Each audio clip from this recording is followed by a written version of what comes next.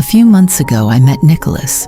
He was kind, full of life, and had a way of bringing light into my quiet world. He loved Christmas and suggested we celebrate it together.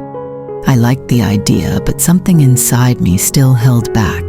It felt like I wasn't ready to trust completely. The night before Christmas, I found a small box on my doorstep. Inside, there was a pair of red gloves and a note that read, "To keep your hands warm this cold winter." I assumed it was from Nicholas.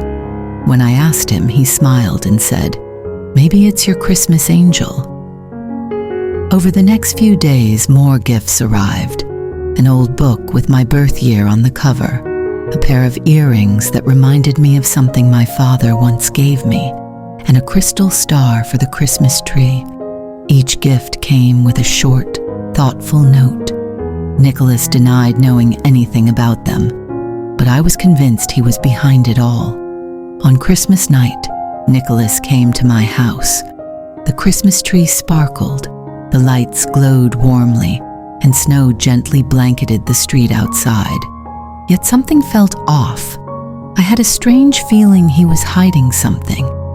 When he left the room for a moment, I noticed a small box in his coat, one that looked exactly like the ones the anonymous gifts had come in. When he returned, I asked, "Nick, why are you doing this? Why pretend the gifts aren't from you?"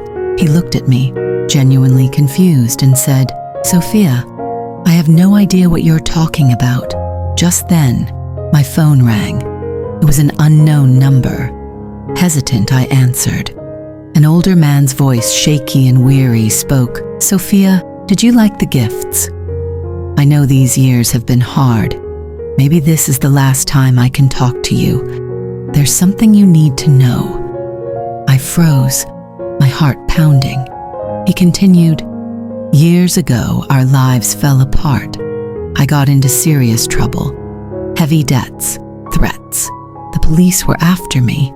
If they'd caught me, I would have spent years in prison, and I didn't want you or your mother to suffer. The only way out was for everyone to believe I was dead." I whispered, "Dad? Is that you?"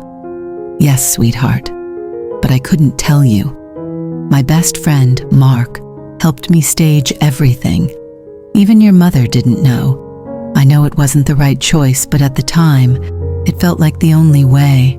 Tears streamed down my face. For all these years, I'd thought I'd lost him. I asked, "Where are you? Why don't you come back?" He replied, "It's still dangerous for me. If I return, I could be caught, and there'd be no way out this time. But I promise, one day when it's safe, I'll come back to see you. Until then, my gifts are my way of being with you." After the call ended, I stared at the gifts. Each one was a reminder of the love my father still had for me, even from a distance. When Nicholas asked, "Is everything okay?" I smiled faintly and said, "It's fine. Someone I've been waiting for finally showed up.